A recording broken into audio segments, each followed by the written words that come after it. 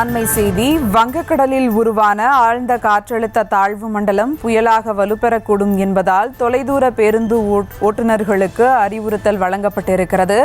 மேலும் விவரங்களோடு இணைகிறார் செய்தியாளர் வெங்கட்ரமணன். வணக்கம் வெங்கட்ரமணன், விவரங்கள். வணக்கம் சுபா. தெற்கு வங்கக்கடல் பகுதியில் நிலவி வரக்கூடிய ஆழ்ந்த காற்றழுத்த தாழ்வு மண்டலம் நாளை புயலாக வலுப்பெற வாய்ப்பிருப்பதாக வானிலை ஆய்வு மையம் தெரிவித்திருக்கக்கூடிய சூழ்நிலையில் தொலைதூர பேருந்தை இயக்கக்கூடிய ஓட்டுநர்களுக்கு அறிவுறுத்தல்கள் என்பது வழங்கப்பட்டிருக்கிறது.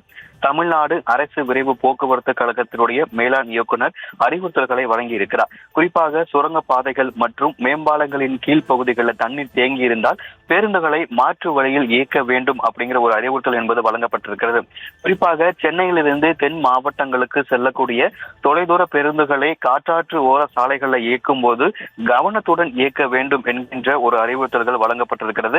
தண்ணீர் குறைவாக இருப்பதாக கூறி பயணிகள் பேருந்தை இயக்க வலியுறுத்தினாலும் மாற்று வழிகளிலேயே ஓட்டுநர்கள் பேருந்தை இயக்க வேண்டும் என்கின்ற ஒரு அறிவுறுத்தல்கள் வழங்கப்பட்டிருக்கிறது. குறிப்பாக பனிமனைகள்ல மழைநீர் தேங்காதவாறு முன்கூட்டியாக வடிகால்கள் சரிவர இருக்கிறதா அப்படிங்கிறத முன்கூட்டியே சரிபார்க்க வேண்டும் என்கின்ற ஒரு அறிவுறுத்தல்கள் வழங்கப்பட்டிருக்கிறது.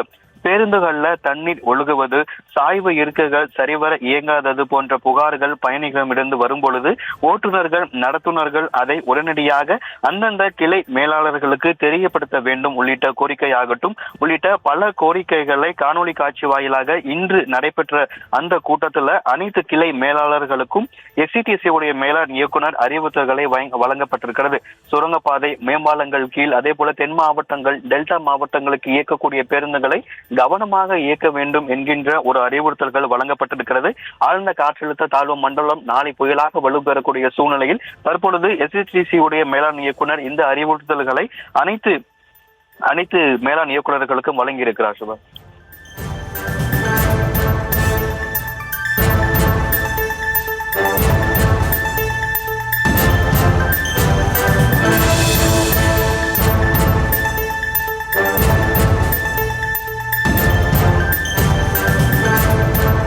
விவரங்களுக்கு நன்றி வெங்கட்ரமணன்.